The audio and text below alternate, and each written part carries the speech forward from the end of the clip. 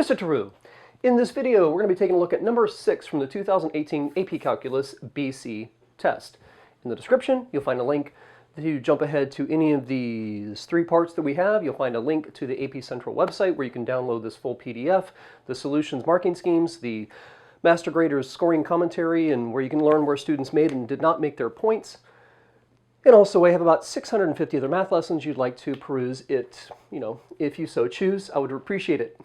Okay, so the Maclaurin series for the natural log of 1 plus x is given by x minus x squared over 2 plus x cubed over 3 minus x to the fourth over 4 plus dot dot dot plus, now your general term, negative 1 to the n plus 1 power, because we can see that our signs are alternating, so that's what that's there for, times x to the n over n plus, and then you do another little plus dot dot dot because you don't want to make this look like it is a Taylor polynomial or Maclaurin polynomial, but a series. It never stops.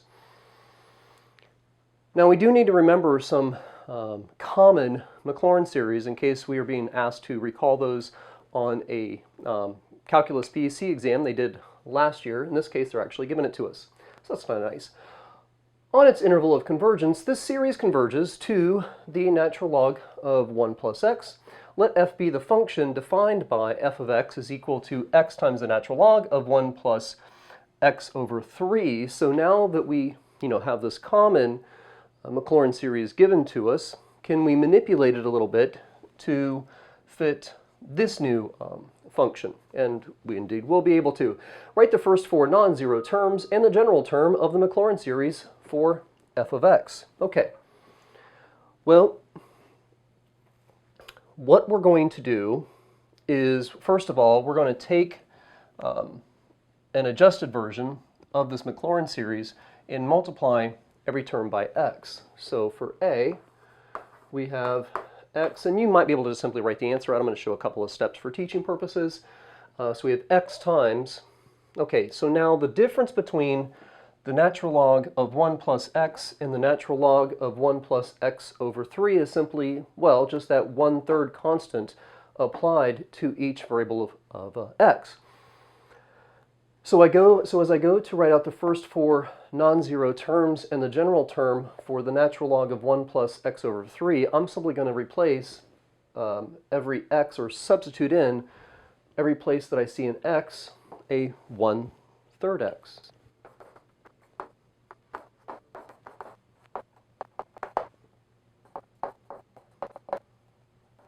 Now we're going to multiply that x in, as well as I'm going to go ahead and do this 1/3 squared, 1/3 cubed, 1/3 fourth. So we have x times x is x squared. We've got 3 squared is 9, and 9 times 2 is 18. We've got x squared now being multiplied by x is going to be x cubed, and so on and so on.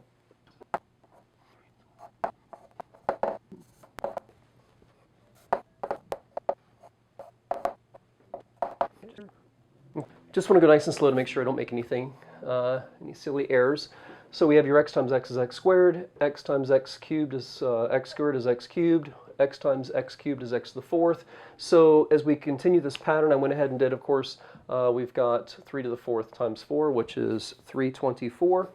And I don't know why I'm looking down because I left it as 4 times 3 to the fourth. But then we have over here with our general term, in the construction of the general term, this is actually part of the reason why I wanted to make sure that the denominator was correct. Actually, I could write this as x to the n plus 1 over n times 3 to the n power. One of the reasons why I wrote that 1/3 out separately to each of those powers is it just helped me to make sure that I wrote the general term correctly with that 3 to the n power in the denominator. And I made it really painfully obvious for myself to make sure that where this was x to the n, it was x to the n plus 1. At any rate, that is, our answer to part A. Our first 4 non-zero terms and the general term. Don't forget to put the dot, the plus dot dot dot at the end of that answer. Part B. Well, we have a Maclaurin series now in that general term, so, whoops. now we do. We're going to determine the interval of convergence using that general term, which means that hopefully, as you know, well, maybe you're watching this as you're learning this concept and not just reviewing, we're going to do the ratio test, which means we're going to take the limit as n approaches infinity of a sub n plus 1 over a sub n, because this is basically sort of a, well, power series, and we're going to make sure then that that ratio is less than 1, so that power series converges. And then we're going to test the endpoints of this interval of convergence, because this is just going to give us, well, kind of initially the radius of convergence, and then we'll know what the open interval is for the interval of convergence. So we have a sub n plus 1, which means that we're going to just look at this general term, and everywhere we see an n, replace it with an n, so n plus 1.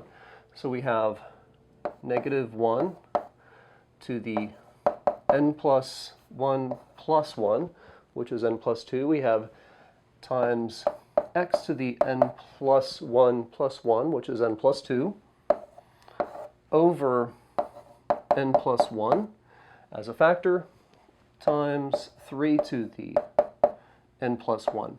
Now I'm going to go ahead and we have that a sub n plus 1 term now divided by a sub n. I'm going to flip that up and change that to a multiplication of the reciprocal just to save some space on the chalkboard. So we're going to multiply by, not divide by a sub n term, but multiply by the reciprocal of the a sub n term. So that means we're going to multiply by n times 3 to the n power over negative 1 to the n plus 1 times x to the n plus 1. And we're going to make sure that that limit stays less than 1. Okay, so is there anything we can cancel out? Well, here we have n plus 1 bases of negative 1, and in the numerator over here we just simply have one more. Well, I'm going to show this cancellation, but ultimately we have absolute value symbols, so that negative 1 is going to cancel out anyway. In the numerator of our first factor, we have n plus 2 bases of x, and here we have n plus 1 bases of x. So here we have one more base of x than we have in this denominator, so that's going to cancel out. We have n bases of 3 in the numerator, and we have n plus 1 bases of 3 in this denominator. So as these cancel out, we're going to have one base of 3, one factor of 3 left in that denominator, and nothing's going to cancel with this n over n plus 1. So we're looking at the limit as n approaches infinity. They did tell us to show our work. This might be a little slight overkill for some of us, but I think it's good. Negative what? N times x over n plus 1 times 3. Again, for the ratio test, we need to make sure the limit as n approaches infinity of this is equal to or less than 1. Now, the absolute values are going to basically just take care of this negative for us. And remember, we're letting n approach infinity, not x. So you're looking at just this n over n plus 1. And we don't need to show like L'Hopital's rule or some kind of process to show that the limit of basically n over n plus 1 is equal to 1. They're not expecting that much work to be shown. We're just looking now at the absolute value of x over 3 is less than 1. Which means that if we multiply both sides by 3, just as a review, we could look at this expression and we could see the center of convergence, which we don't really need to because we're told that it's a Maclaurin series, which is basically just a special type of Taylor series where the center of convergence is equal to 0. But we could see that this is the absolute value of x minus 0, which means that the center of convergence is 0. And then that absolute value of this binomial that has a coefficient of on the x of 1, see I got rid of the coefficient of 1/3, minus 0 is less than 3. When you have it in this x minus c, absolute value of that is less than, basically you're looking at r, your radius of convergence. So I can't call it an interval of convergence yet because we haven't tested the endpoints, but we have so far a open interval of -3 to 3. Now that's not an interval of convergence, but it's like we're almost there. Now all we have to do is test the endpoints. We have a center of convergence of 0 and a radius of convergence of 3. So now that we have this open interval that is the beginning of us developing the final answer of what our interval of convergence is, we need to test the endpoints. Okay, so we're going to do that by using this general term and write not this whole Maclaurin series, but just the series in terms of sigma notation. So with the endpoint of x equals -3, we have the series where n starts at 1 and goes to infinity, which I should be including that, correct? Yes, okay. We have, using again this general term, we've got -1 to the n plus 1 power times, now not x, because we're replacing it with -3, so -3 to the n plus 1 power over n times 3 to the n. And all you have to do is show the work as you start to determine whether this series converges or diverges, so that you know whether to include the endpoint of -3 or not. And I'm going to show a lot of work just to make sure that I don't miss the question and, well, you understand what I'm doing. So first thing I'm going to do is bring out this -1 as its own factor so we can see how it combines with this -1 to the n plus 1 power. When you multiply like bases, of course, we add the exponents. So rewriting that -3 to the n plus 1 power, we have, with the expansion now, -1 to the n plus 1 times -1 to the n plus 1 times 3 to the n plus 1. Multiplying these like bases, the two bases that have the value of -1, we have -1, n plus n is 2n, and 1 plus 1 is equal to 2. So we have this series where we have -1 to the 2n plus 2 times 3 to the n plus 1 power over n times 3 to the n power. This -1, its exponent is 2n. If you take a number and multiply it by 2, it's even. If you add 2, it's still even. And -1 to an even power is positive. So the -1 goes away. We have 3 to the n plus 1 in the numerator, and we have 3 to the n in the denominator. So the numerator has one more base, or factor of 3, if you will. So this is going to, the 3n in the denominator is going to cancel out with all but one of the 3's in the numerator. And now in our series notation, all we have left is 3 over n. And I'm going to go ahead and, just to make sure it's perfectly clear, we're going to pull this factor of 3 out in front of the sigma notation so that we can see that we have 3 times the summation where n starts at 1 and goes to infinity of 1 over n. Well, that series, basically the series of 1 over n, is a harmonic series which diverges. So this is harmonic. Give a reason, please. Harmonic series diverge. So for the purpose of this problem, finding the interval of convergence, at least in terms of the interval of convergence, x cannot be equal to -3.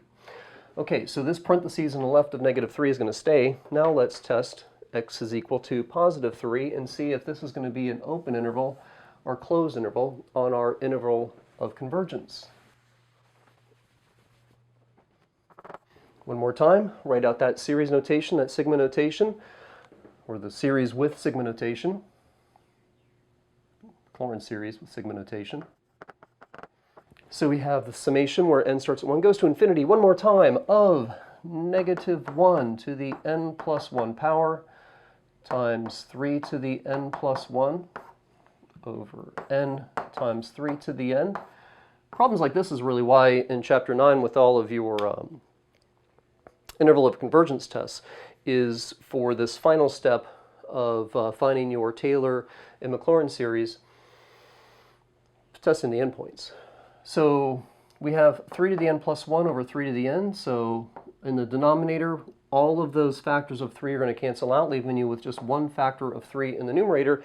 And there is nothing to take care of that -1 to the n plus 1. So this is, again, Moving that 3 out front, just to make this abundantly clear, we have 3 times the summation, where n starts at 1 and goes to infinity, of -1 to the n plus 1 power over n. And that is a alternating harmonic series which converges.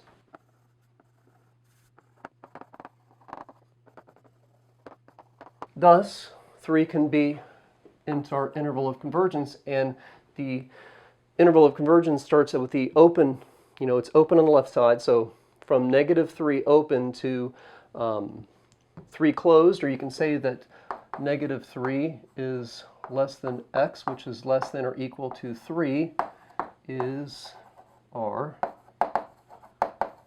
interval of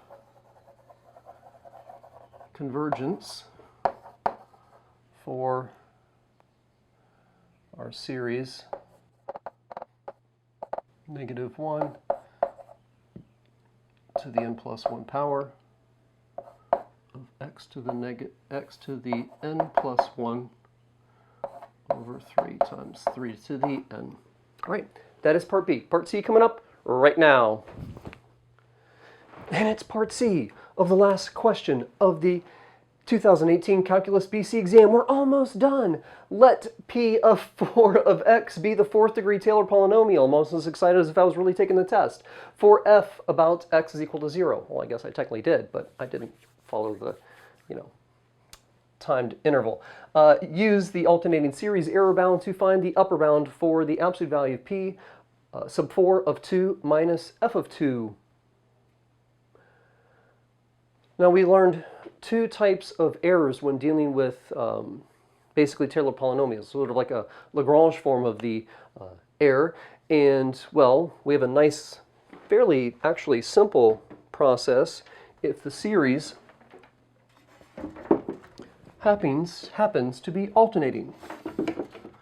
The alternating series remainder. What the heck is this expression about, and what are they asking us to do? If a convergent alternating series satisfies the condition where a sub n plus 1 is less than or equal to a sub n, then the absolute value of the remainder r sub n, is less than or equal to the first neglected term. So the absolute value of the difference between the value of the series minus the value that you're getting from whatever degree Taylor polynomial that you're working with, in this case, alternating series, not any Taylor polynomial, is equal to the absolute value of r sub n. That is the absolute value of your error, and we're looking for that upper bound of that error is, well, less than or equal to a sub n plus 1, the first neglected term. So what we are going to do is we're going to simply look at the fact that this is less than or equal to, well, we're talking about the 4th degree Taylor polynomial that's alternating, so we just need to look at the 5th degree basically term. We're going to use this expression and how it creates that, that 5th degree. And you kind of really don't need to, but I'm going to do that for just teaching purposes anyway. Glancing down at my notes to make sure I don't mess this up. So this is less than or equal to the absolute value of -1 to the n plus 1. Well, again, we have the 2nd, 3rd, and the 4th degree terms here, so we're looking at the 5th degree term. So we're looking at -1 to the 4 plus 1 power times x, and we're looking at an x value of 2. So 2 to the n plus 1 over n, which again is 4, right? Yeah, because we're 4n plus 1 is 4 times 3 to the 4th power. Now, that's going to be -1 out. Well, there's absolute values, so that's going to cancel that out anyway. And so we're looking at 2 to the 5th power over 4 times 3 to the 4th, or basically we're looking at 32 over 324. And yeah, so the upper bound is equal to, actually, look, I'm looking back and forth now. It would have been better just to do this. If we look at this, I got 2 to the 5th is 2, 4, 8, 16, 32. 4 times 3 to the 4th, so 8. So the upper bound of this error is equal to 8, 3, 9, 27, 81. And that is the end of our 2018 Calculus BC exam, or the end, at least, if this is the only video you're watching, of number 6. I'm Mr. True. Bam! Go do your homework.